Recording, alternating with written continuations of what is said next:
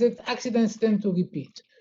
And this is a picture from 2008. This is a picture from 2019, a failure of formwork. Of course, one does not expect to stop all the accidents, but one would hope that you will have fewer as time goes by and as the department creates legislation, sends inspectors, and as you guys learn how to keep sites safe. And I started to read, I started to look around, and I found this article from 1915, and it listed the main accidents in the order of cost to the insurer. And the list is relatively, it's not just construction incidents, it's everything. So the list goes through handling tools, operating machinery, handling materials, struck by a falling object, fell from staging ladder. So it's pretty much what we have right now, okay? It looks like there is no change. To show how dated this list is, towards the end you will see that there was an accident, cow switch tail in eye, and the insurer pays $7.50 for this accident. So I continued reading, and I found in a relatively recent article from a Dutch scientist or researcher, and this is the hierarchy of the major events: fall from height, contact with falling and collapsing objects, contact with electricity, falling from a moving platform, contact with hoisting, hanging, swinging object, hit by a vehicle, squeeze between or against something. So they are pretty much similar to what we have. Not necessarily in this order. We don't have in New York City too many accidents in contact with electricity, but it's very much similar to the list and the order OSHA gives to the hierarchy of major events. So looking around, I found this article from 99 years ago, and it says, world highest concrete building erected without accident. So it was possible 99 years ago, and it seems less possible nowadays. Now, this building was where Pace University is now. It's next to Brooklyn Bridge in Manhattan. So that's the reality, that we have incidents. We had 32 sites that had more than 20 ECBs written when they had an accident, and you see a list of number of incidents with ECBs. So most of the sites had like 4 ECBs when they have an accident, and then you have 5, 6, 7, and they go for 20, and then I couldn't even show there are 32 sites that have more than 20 ECBs. So this is to show you how difficult it is to classify an accident and how to analyze. This is an accident that happened a couple of years ago. This is in Manhattan. There was a high wind. The high winds was like 35 miles per hour, and you can see here this plywood started to separate. It separates even more, and it hits this woman who died.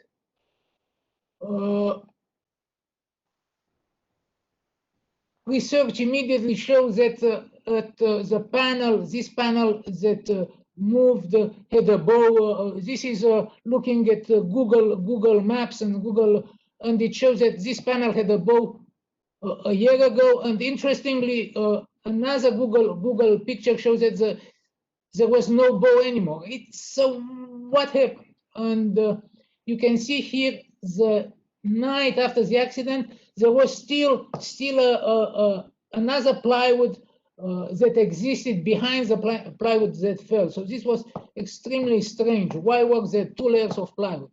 If you look inside, you see that this was pretty sturdy arrangement. The plywood fence was supported by many lateral braces. It was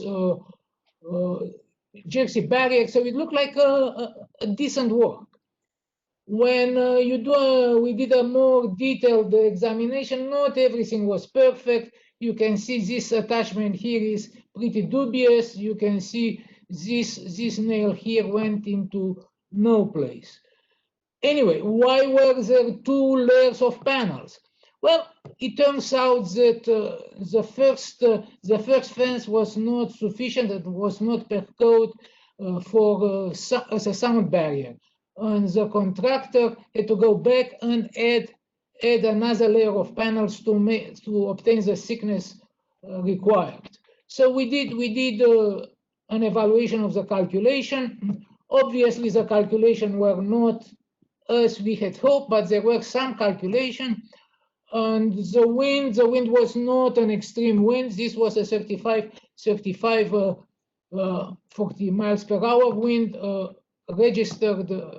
We don't know exactly what was the wind on this street, but it couldn't have been extraordinary. We looked at the screws. This was self-drilling screws. As a matter of fact, self-drilling screws are not very successful with plywood. And the reality is that you have in many sites in New York City plywood attached with self-drilling screws. As a matter of fact, I did some extraordinary fancy calculation, and I demonstrated that the wind suction can move this panel, and it can create a force almost capable of shearing the self-drilling screw. I was very proud, but I did some examination of the panels themselves. So this was the back panel. I checked and marked all the holes in the back panel, and then I checked the marks of all the holes in the top panel. And there were lots of holes, lots of attachment. It seemed it could have been sufficient. So what happened? So this is a section that shows the first round when they put the plywood that was not sufficient, and this plywood was stapled in. And then if you look carefully and you try to match all the holes for the second layer of plywood, the sound mitigation panel that was applied blindly on top of the existing one, it turned out that the mistake was that they installed the screws between the 2 posts. So pretty much the screw had very little capacity to hold anything. It came off before, probably they came back, they just pushed it in. So this was a minor, what appears a minor problem. Worker couldn't even see what he was doing. So how do you classify this accident? Was it a wind-related accident? Was it materials that fell? Was it negligence? Was lack of calculation? Was use of improper screws? It gets pretty complicated. Now we are going to talk about incidents. So what is an incident, and how does it occur? So there is an unsafe act, there is an unsafe condition that would lead to the incident, and the incident will end up in injury, damage, or near miss. The incident database I'm going to refer to refers to incidents that are reported to the department by site safety manager or by police, New York City police, or fire department. So these are not really reported by the public. So someone from the public calls an emergency, sees something that is very dangerous, and then the fire department picks it up, and when they think it's necessary for the department to respond, calls us. So pretty much the incident, at least originally for the first 4 or 5 years, was an incident where the department mobilized and responded immediately at the call of the fire of police department. So I'm going to show you a couple of slides. Let me, first of all, why is it 15 years? Why did I choose 15 years? And why is this discussion over 15 years? Well, the data in the incident database started to be accurate. It started in 2003, and it started to become accurate maybe in 2004, and it improved as people started to, the inspector started to enter, they started to understand how to enter, and so on and so forth. It is also important to have a larger view of the progress the department, the construction industry has made, or maybe did not make. And if you look from one year to another, you can say, oh, it's big improvement, or oh, big problem. It's not, or maybe it is, but you have to give it a long view. So I will present you a long view through 15 years. And I will take you now through some data over the 15 years. These are the demolition permits, and 1-3 family is in blue. 1-3 family could be a 3-4 story building. It is not necessarily a structural definition, and other is everything else. That is not a 1-3 family. So you can see that the demolition of other, which is of more interest, is about, since 2013, is about 500 buildings a year. Permits issued. Again, permits issued 1-3 family and other, same division, and you can see new building permits, and there were significantly more new building permits for 1-3 family issued in the years 2004, 2005, 2006. I don't have a explanation why is it such a difference and why they had so many there, but you can see then the new building permits issued stabilized, and the number of new building for others is pretty much or about the same as for 1-3 family, which means the buildings are much taller. And this is a different organization of new building applications, and you can see from 7-story and up, 1 to 6-story, okay? And you can see that 7 to 10 are dominating, and the gray is over 16. Over 16, and I have here a list of how many, because you cannot understand in total, and over 600 there were 46 buildings. Over 16 floors there were 561 buildings, and 12 to 16, 618. So how do you use the data, and how do you peg the accidents to new building, to demolition, to excavation? And so I tried some matches, okay? And it is very clear that you should look at employment in the construction industry and to the number of incidents, specifically at some type of incidents.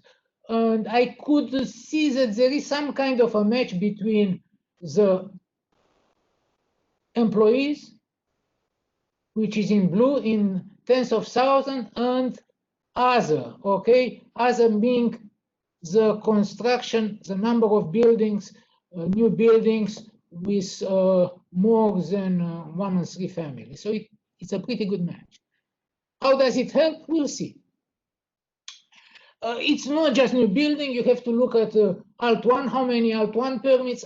Alt1 permits are sometimes confusing because you might have an Alt1 permit just because of a change of occupancy. So it doesn't really, all of them are not necessarily for construction activity. It might be just a legal issue.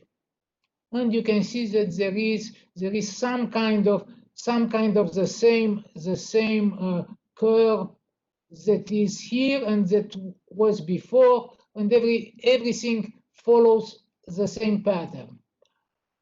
These are ECB are serious violation issued based on Chapter 33. So pretty much whatever will be discussed here will be discussed violation issued based on Chapter 33.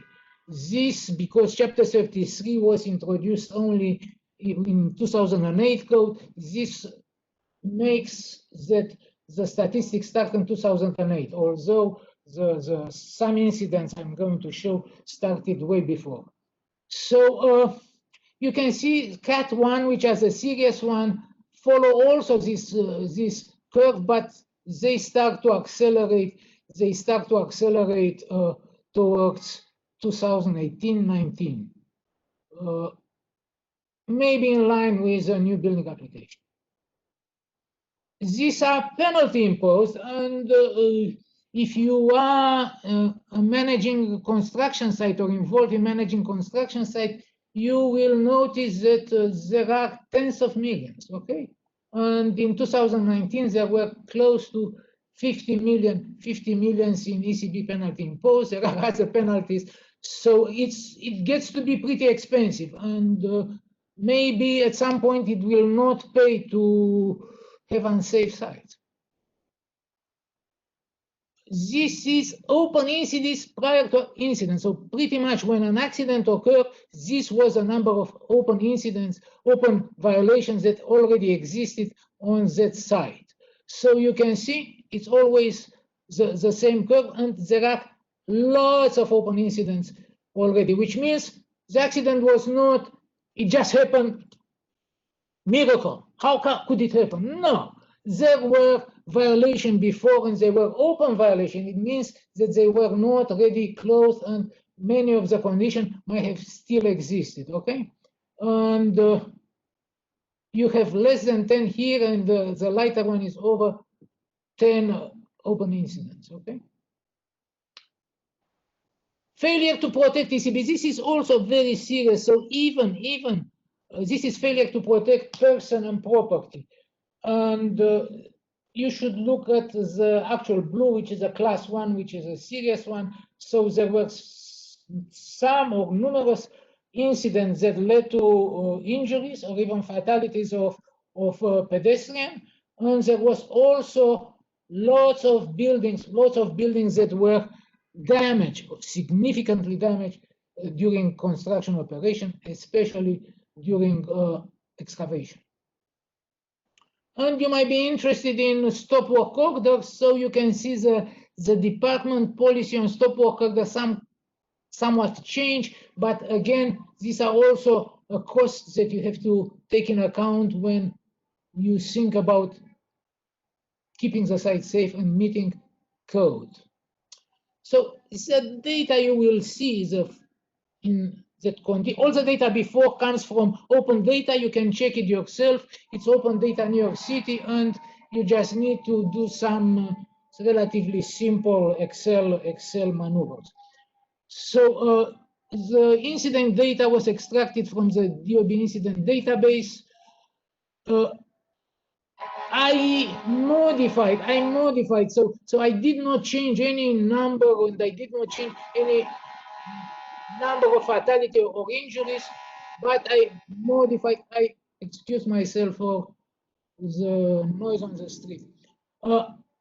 So I modified the data just for the purpose of this presentation to show how much your own, the construction manager, construction safety people, the engineers, the owners have in maintaining safety and how much they can improve safety. Okay, so the modification consists mainly in material fall and worker fall. I will go in more detail.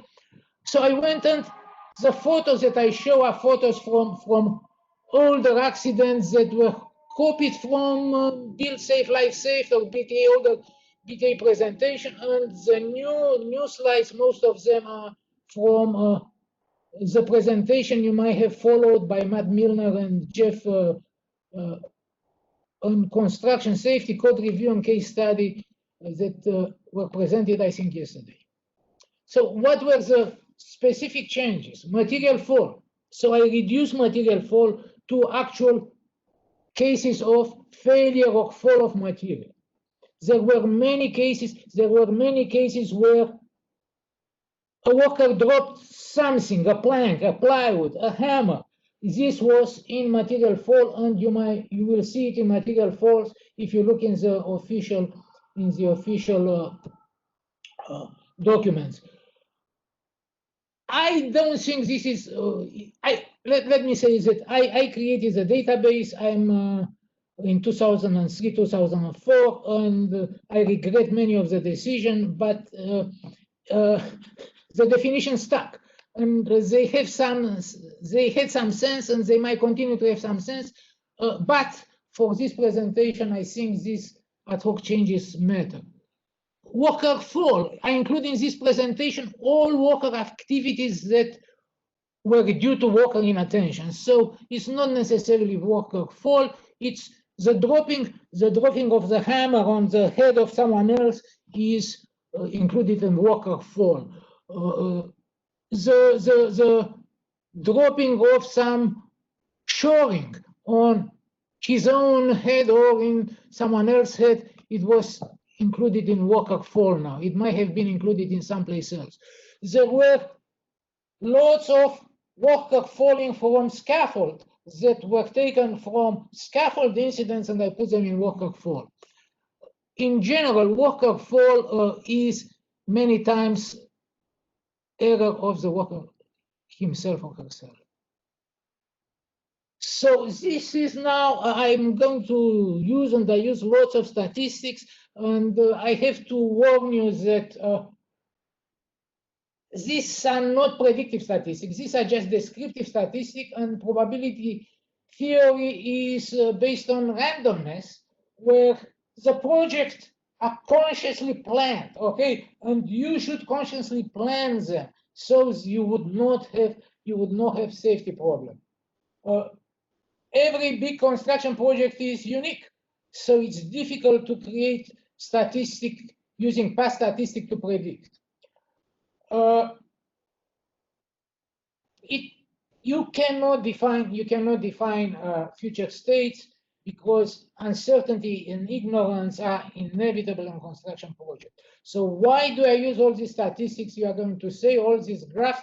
It is just to compare the data to see if various regulation, various activities by the building department were successful. Everything started by seeing that stuff is repeating, accident type, the same type of accidents repeat in many cases. Okay, so how are you going to say I'm doing well? How are you going to say, well, this regulation worked? So this is the purpose of the statistic, to look back and to see the effect, if possible.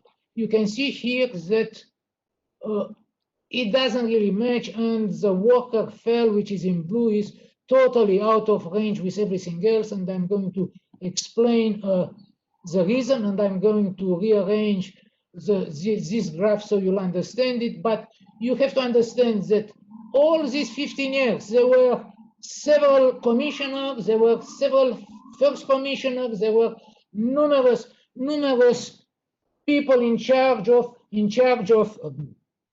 say safety, of best, the best changed the name, and so on and so forth. So regulation changed. So this is, as a matter of fact, one of the purposes of the presentation, to see how the safety evaluated and if it improved. Now, as I said, how are you going to compare results? What is the theory you are going to use to compare results?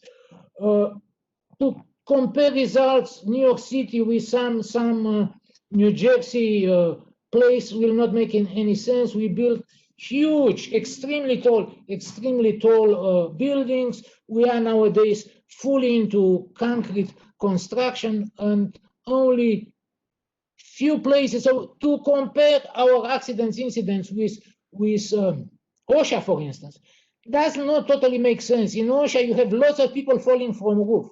We had 6 or 7 incidents of people falling from roof. We don't have too many electricity, people getting electrocuted. So we are on our own. So we have to compare the results to past results. And this is, as I already said, the purpose of this presentation. So these are some theory of safety accidents, and this is called the Heinrich triangle, and this is what he proposed. So there should be, for 300 near misses, 21 minor injuries, and 1 major injury. This is not for New York City, and I try to build this triangle. I'm not yet there, so everything is under works. Another way of using this triangle is unsafe acts, near-miss incidents, first aid injuries, recordable injuries, and fatalities. Other triangles are by time the injury took the worker out of activity, and so on and so forth. So looking at past events, looking at past incidents in New York City, you should be able, just by comparing to New York City, not to other statistics, if we are improving or not. Now, there are all kinds of theories about why accidents occur, and how they occur, and how you can stop them. So pretty much this is called the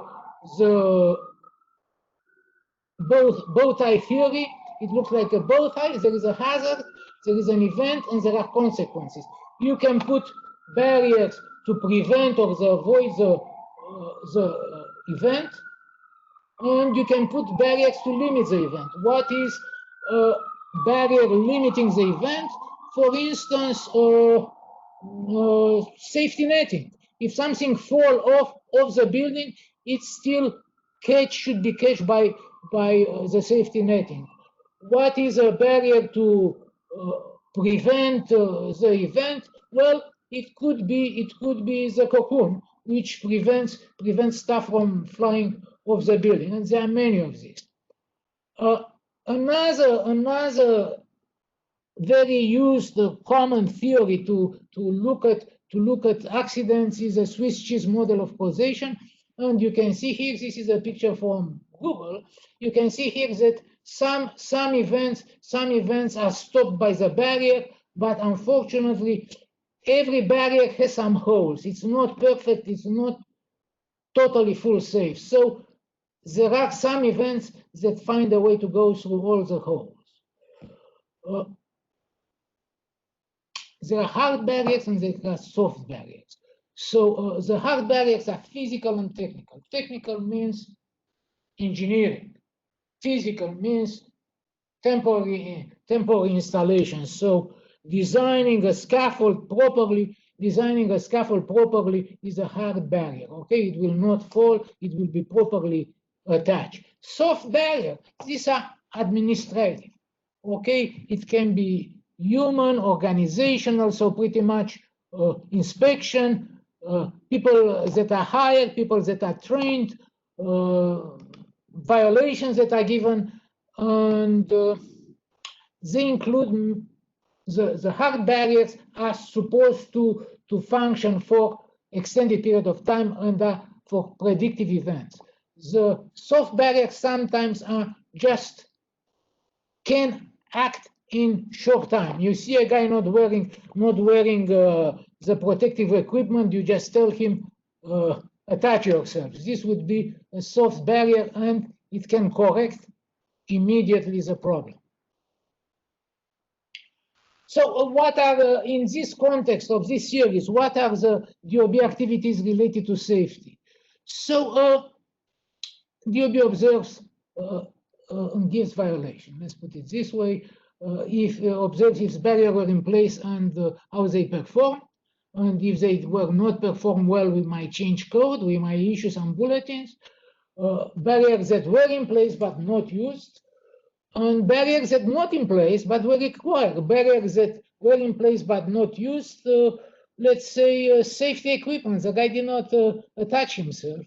Barriers that were not in place but were required is, let's say, a handrail. So for example, DOB looks and there are prescribed competence to use and climb a scaffold. And you know there was a bulletin, and now it's in the code, who can go on a scaffold. Structural integrity of the scaffold is also something that is legislated, and you should know there should be a design, and you should know the loads, and the loads should be applied, and the correct placement, attachment of the scaffold to the wall. You know that many times the attachment of the scaffold is not proper. There were many problems. So these are barriers that were required but not in place, and they match the observe and violate. Now looking, this is a graph that I think It's prepared by myself in 2008, 2009. It was very clear that 50% of incidents over that period could have had engineering solution, could have had solution where if we specify the load, if we require calculation, and we went on that route many times, and the code, the 2008 code, had many new provisions. This is demolition. This is, so now I'm starting by type of incidents. So this is demolition.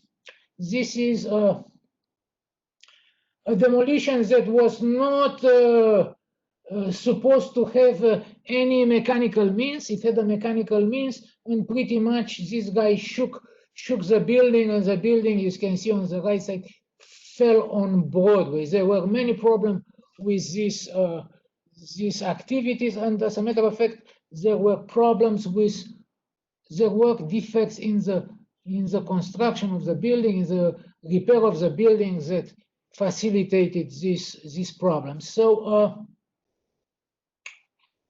there was a problem. Before 2008, the contractor were claiming that only what is filed as demo should follow the safety provision. So pretty much partial demolition were treated as alteration, and there were no requirements. They cannot be given violations on safety. Now, when engineering demolition, when demolition occurs in engineering,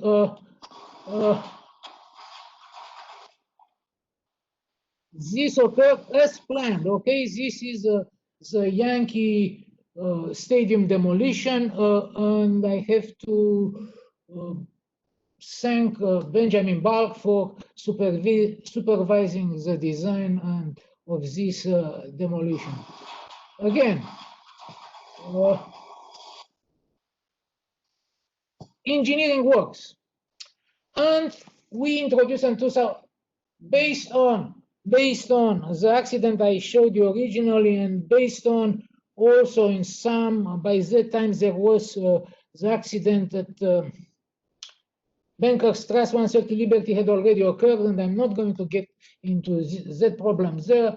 We introduce all kinds of new terminology, and we clarify the terminology. Partial demolition is now clarify what it is. Full demolition is clarify what it is, and the demolition safety requirements apply whenever any demolition, partial or full, occurs. So this is when we clarified this, and this was the accident was the accident that determined this text. Okay, and we started to require documents and means of methods, calculation, and the calculation for Yankee Stadium were presented. We had lots of comments, and it went pretty beautifully. Beautifully in the sense that there were no accidents. If you regret the Yankees of the old stadium, is something else. So this is an accident on demolition. You can see that demolition remains a major source of injuries and fatalities. The yellow is injuries and fatalities, and you could, if you were in 2009, immediately after 2009, you might have said, well, we are doing well, but then they went up again in 2011, and you can see that the accidents do not really follow the incidents, which is a problem. So we are not off problems in demolition, and this as a ECB is given to demolition. Failure to carry out demolition, it's in blue. You can see a large amount of violation. Mechanical demolition without plans on site, it still occurs, and maybe it started to go down. Maybe people started to learn that they have to have plans, and unsafe storage of material remained. Lately, unsafe storage of material was a major source of problems. You can see here numerous violations. moving to excavation. So early, before 2008, we saw an extraordinary amount of problems with excavation, fatalities, destruction of adjoining buildings. Really, it was unimaginable. And we thought, the first thing we thought, oh, we are not told when this happens. We have to be notified. So we introduced a requirement to be notified. There were lots of violations given because we were not notified, but I don't think this saved much. The adjacent owner had to be notified. We changed the code so the person performing the excavation will be responsible for protection of adjacent property regardless of the depth of excavation. Before, it was the first 10 feet was on the adjoining building owner. We started to ask precondition survey. This was a new code requirement. This is demolition in 2008. This is demolition in accident happened last year. So maybe there are less brick falling, but it's still a problem with demolition, unstable walls, and this is not totally solved. And in general, my experience is that people in demolition are pretty much know what they are doing. They have experience. They don't hire people from the street to do the demolition. But things happen, and they should inspect the buildings. Going in excavation, you can see here failure to provide protection of sites of excavation, failure to provide to protect adjoining structure. Okay, so failure to protect adjoining structure look like there was an improvement 2011, 2012, 2014, more significant than the drop in construction activity. Because this curve here followed, and this work followed to provide protection of site of excavation, but it looked like the protection of adjoining structure improved, and then boom, 2019, it went back to accidents and incidents, and we back where we are. Although the number of requirements in the chapter 18 were increased and increased and increased, and personally I thought if we put this in the chapter 18, nobody will do anything bad to the adjoining building. Well, I don't think many people care or understood what chapter 18 asked for.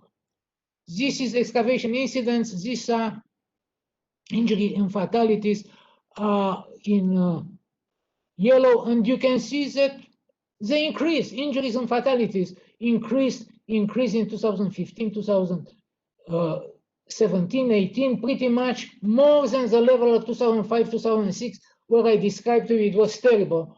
But it was terrible mostly because the destruction of the adjoining building. This is 2012, 2018, pretty much same type of failed underpinning. You cannot underpin like this a light structure. It will fall on you. It doesn't have the strength to hold the movement at the bottom. People, I don't want to learn. You can see here next to this collapse here, you can see here that there was some showing here, but it was not here. It didn't help. Again, this is ECB's failure to protect adjoining structures. So it looked like after the introduction of the code, all kinds of changes in inspection, it looked like it would go down, and then again it goes up. 2019, 250 ECBs. There is a truth, okay? There are probably twice as many inspectors now than there were in 2008. Still, the violations are not, it just doesn't make sense. We put text in the code for underpinning and bracing, okay? Underpinning shall be designed and installed in such a manner. This is chapter 18. This is an engineering function. Many engineers provide lots of shoring, provide lots of system of protection, but really they did not provide calculations. So whatever they do is they put more stuff, hopefully it will work. The design shall take into account the effect on foundation structure produced by the lateral earth pressure. They don't know how to use the lateral pressure, how to check the effect. Good luck. The upcoming code has about 3 or 4 pages only dedicated to underpinning and bracing. Okay, you don't know how to calculate. You don't know how to calculate an underpinning for lateral load. But this is unprotected site of excavation. This is 2010. This is 2019.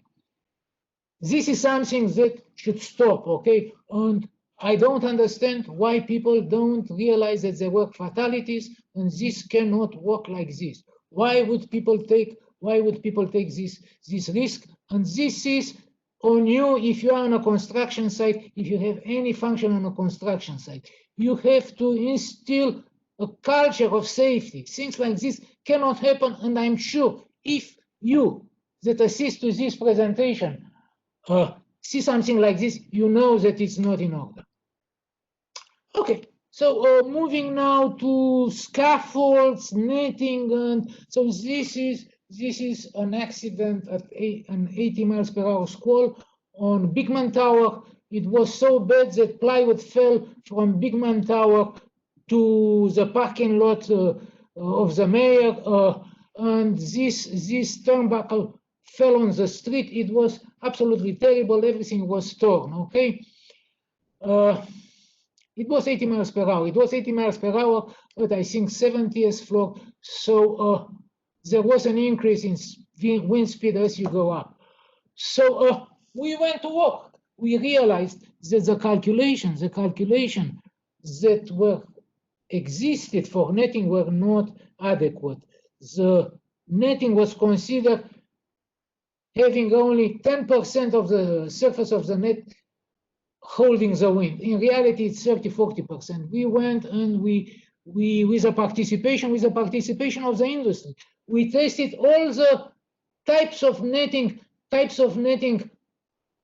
that are used in New York City, and you can see here it's 60 miles per hour. This is 90 miles per hour, and pretty much we developed a coefficient. We put it in code, and now when you do netting, you have to calculate based on the values that resulted from testing. So this is an example where engineering performed by the department and the industry hopefully led to better calculation and led to better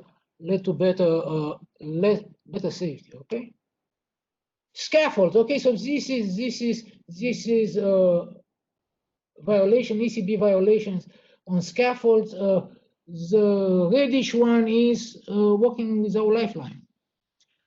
And there are all kinds of working without a permit, without inspection, but it looks like there are fewer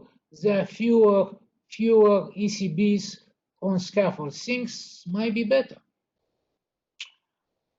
These are the incidents on scaffold, and they are not necessarily fewer. They are pretty much constant, and maybe there should be more violations. This is an accident that happened like 10 years ago. This is an accident that happened a year ago, and pretty much here there was nothing to hold the netting. Also, we include all kinds of regulation for placement verification of post-install anchor. Post-install anchor is what holds the scaffold to the wall you are dealing with. Not all the incidents are explainable. This is a new type of incident where the attachment should have been to a wall, but the wall was eaves. we don't have so many ifs in the city, and maybe this is a contributing factor of why the anchorage of this scaffold was not proper. I'm not trying to say that in any manner this was okay. We introduced in 2014 code text about laws for temporary installations. There were too many incidents of wind where the wind took down temporary installations, especially scaffold and especially sidewalk sheds. So we introduced this 1618 laws for temporary installations that talks about all kinds of laws, but especially was intended for wind. And there were also in chapter 33 we introduce a text where it says you should not work on a scaffold on when the wind exceeds 3 miles per hour. Maybe there is some kind of success due to this. We issue all kinds of notification to construction sites. This is more ECBs on scaffold, and this is an accident that occurred in 2008, and this is 2 weeks ago on 79th Street. Things happen, but maybe they should happen less. Okay, I don't think in this accident there was an injury. I think the worker was there. I don't remember. Anyway. Crane and hoists, I'm not going to discuss this too much because this is a totally different business. I'm sure most of you are not involved in this. You see the violations follow the general curve, and there are more violations. It's not necessarily we have an extraordinary improvement. The problem is not necessarily people think, oh, cranes, it's just cranes, but we include in cranes hoisting, rigging, and elements like this. This is the fatalities of injuries, and you can see the fatalities, most of the fatalities, the sum comes from tower cranes, but there are lots of incidents and accidents due to improper rigging. Now we go to material failure incidents. What is material failure? So the wind blows and it falls. You step on something and it falls under your load. You store material on something and it falls. This is pretty much what material failure fatality and incidents are. Okay, and you can see that there are about 40 to 60 on average, and they increased. This is the new arrangement. The new arrangement where I eliminated all kinds of stuff that was falling because of pure negligence. If you unload a truck and stuff falls on you, it's not material fault. It's just you don't know what to do. This was, I think, this is a success. This was a condition in, I think, 2007 or 2008, where the wind blew. This is the West Highway, and everything went, into the wind. Now we have cocoons. You see here netting all over, and hopefully as a matter of fact, we have significantly less incidents due to wind. It helps. The person in charge of safety here is one of our former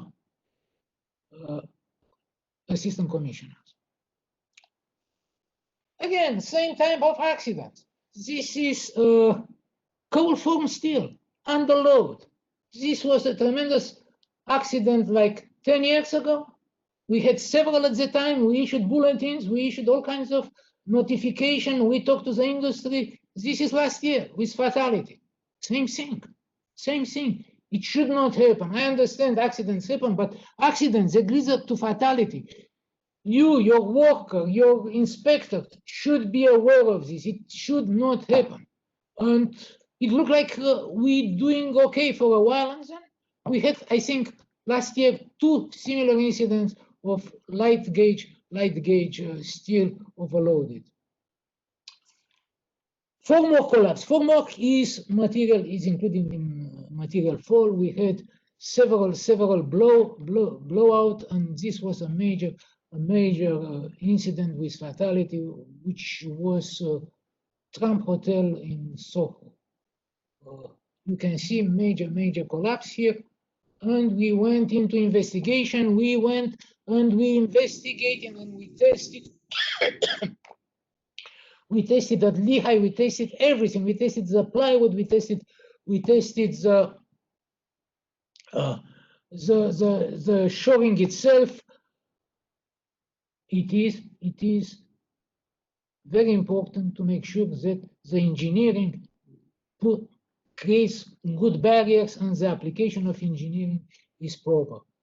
And as a result of this and several other accidents, we introduce additional barriers in the building code in the form of observation, in the form of increase the requirement of design drawing, and the reshoring schedule require now a sign and seal schedule.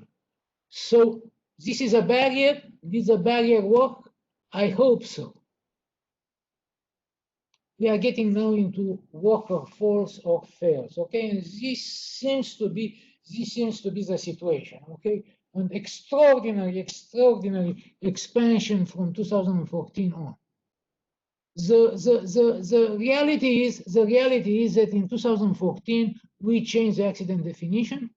We put a text that says an injury to a worker that required transport by emergency medical services or required immediate emergency care at a hospital or on-site medical clinic is an accident. And we kind of required report of these accidents and we put them in the database.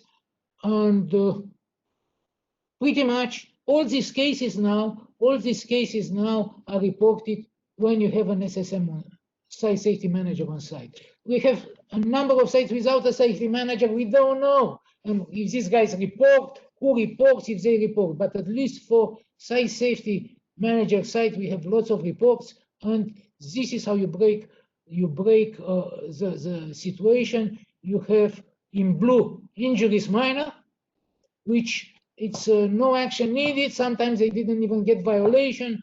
And you have injury incidents where there was a serious injury to a person that was reported. So the original this diagram, this graph was broken here, and it looks much better. Blue, it's not significantly serious. So this is what I would try to build to create this triangle: how many minor to how many serious to how many fatalities. It's not enough data, and the reporting is not sufficiently clear, but I hope to be able to get someplace at some day.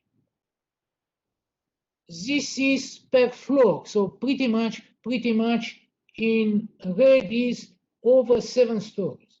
Okay, injuries, serious injuries. So this is not the report of small injuries by SSM. These are serious injuries, and you can see over 7. Clearly, you have lots of problem on building over 7, and light blue is under 4. Under 4, there are not so many, or they seem not to be so many, just because they are small sites and we don't get reports unless it's something tremendous.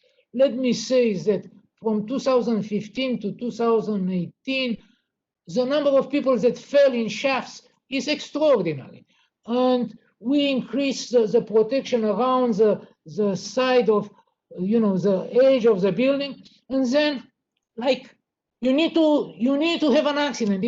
It's unbelievable how many people fell through shafts or holes on construction sites.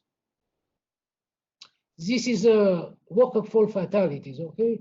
And again, over 7 is the largest, okay? I was thinking, because we build now much taller buildings, you have more shafts in any floor. Maybe. I don't think necessarily that, it has to be proven. Maybe it cannot be proven, or maybe it's just a fantasy. So now, what is relevant causes of worker failure, okay, and inattention? Many of them are not very clear. It's interesting. 500 out of about 4,500 about a medical problem, heart attack, back hurt, pulling a muscle.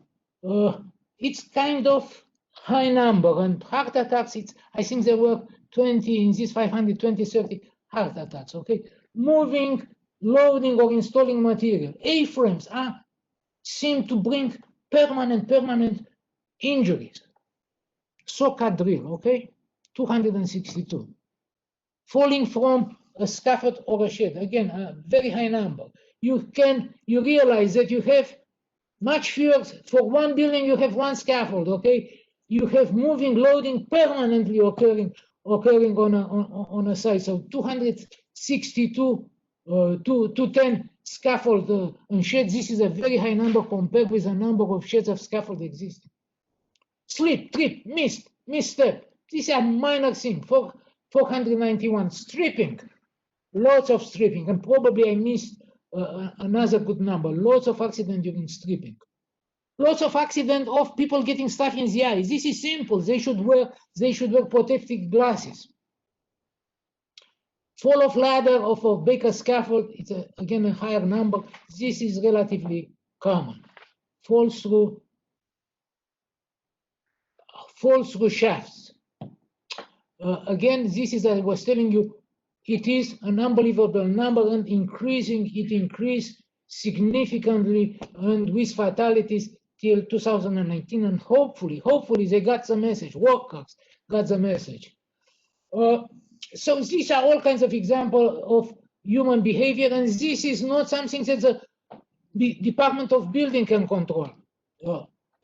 But it is something that the manager in the field can control, can teach, can hire people that are serious, can make sure that the people are serious on the site, that people wear their safety devices, they work in proper posture. This is where you on the side, you can contribute. There is not really much in the building code or in OSHA that tells you how this should be. It's all on you, and all these things here, which are precursor to bigger accidents, come from this type of unsafe human behavior, or most of them.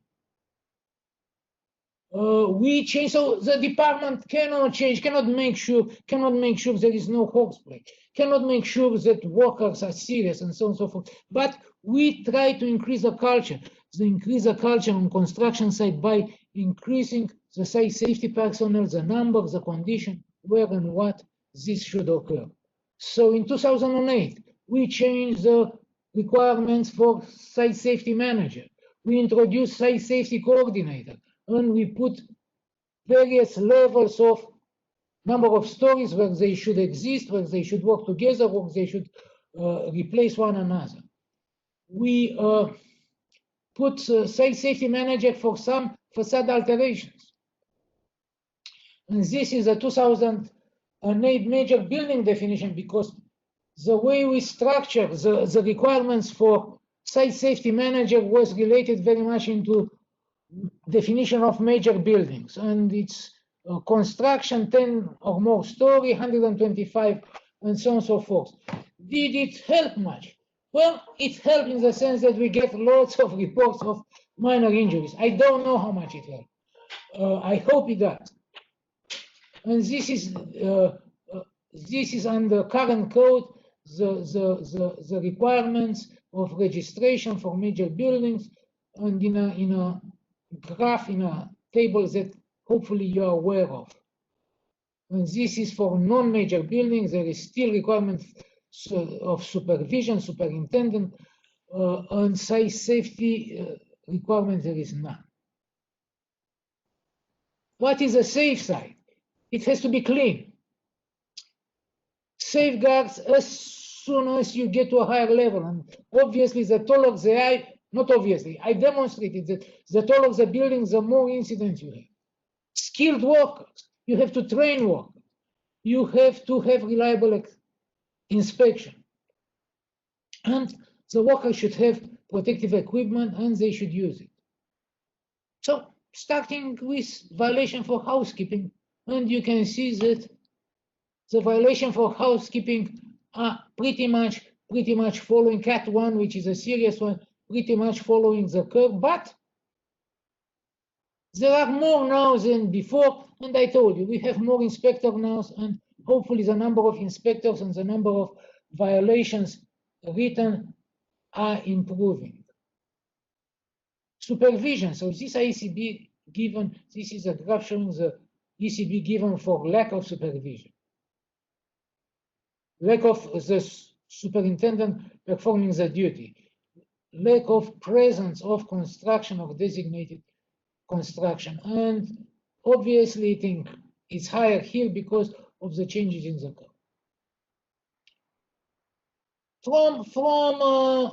This is something that before you start a project, as a project manager, you have to have some safety consideration. And this is a list from the literature, and project duration and time pressure is very important.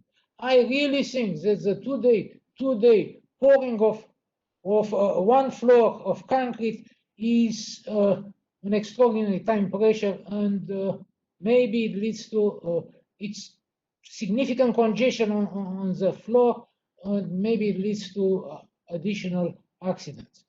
The department realized that workers have to be trained, and maybe they are not properly trained or sufficiently trained, or they are hired without training by the construction manager. And we introduce all kinds of regulation requiring training for scaffold, for climbing a scaffold, to take OSHA 10, to expand the site safety requirements, for cranes, just extraordinary amount of regulation. And I think in the upcoming code, there will be even more regulation like this. These are what managers should do, you should do to reduce unsafe condition. And dress apparel, fire hazards. I'm about need to finish, so I'm getting faster. If you have an accident, you have to do some kind of investigation to understand what was the cause, what was the root cause. This is a graph showing how you should go about if you believe in finding the root cause will provide additional safety in the future. You have to figure out if there was an unsafe condition or an unsafe act. And these are obligation of owners. Okay, forget OSHA, forget New York City Building Code. You have your own obligation. You have to go beyond these requirements to make the site safe. Okay, and you have to have adequate supervisor. The supervisor have to have adequate authority, and the supervisor authority is not just to push people to finish on time, is to push people to respect safety provision, to be safe. You should discuss regularly safety. You should have, the site should have a climate of safety. What matters on a site, first of all, is safety. Even more, preventing requires observing what's called precursor of accidents, okay? Signs that always seem to precede the accidents caused by safety hazard. Are you doing this? Is it a tool? I think it is a tool. I think it is a tool that it's not really used. So observing near misses. Near misses are very important. Near misses is something that it could have happened. It could have happened, where although no damages or injury occurred, under slightly different condition, it could have happened. And the engineer of record, does the engineer of record have a role in all these things? Well, he could review, assist the owner in procuring construction, reviewing submittal, inspect the work in progress. It's true, the way it is in New York City, structured, the engineer of record have very few expertise in safety. They are not really involved in construction issues. They should. They should understand the construction process. When they design something, they should be aware that whatever they design may increase or not the risk on the construction side. And of course, the typical contract terms for an engineer of record might prevent them from having a major influence on safety on the site. So with this one, thank you very much. This is questions. So